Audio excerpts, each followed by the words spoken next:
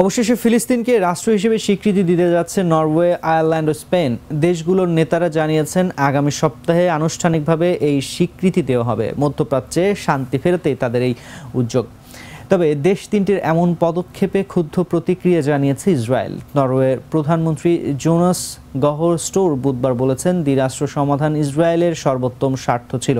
আগামী 28 মের মধ্যে এই স্বীকৃতি আসতে পারে। তিনি বলেন, স্বীকৃতি না থাকলে মধ্যপ্রাচ্যে শান্তি ফিরবে না। নরওয়ের ঘোষণার পরপরই আয়ারল্যান্ডের প্রধানমন্ত্রী সাইমন হ্যারিস বলেন, তার দেশও ফিলিস্তিনকে একটি রাষ্ট্র হিসেবে স্বীকৃতি দেবে। হ্যারিস বলেন, আয়ারল্যান্ড, নরওয়ে, স্পেন ফিলিস্তিনকে রাষ্ট্র হিসেবে স্বীকৃতি দিতে যাচ্ছে। আমরা সবাই এখন এই সিদ্ধান্ত কার্যকরে জাতীয়ভাবে পদক্ষেপ গ্রহণ করব।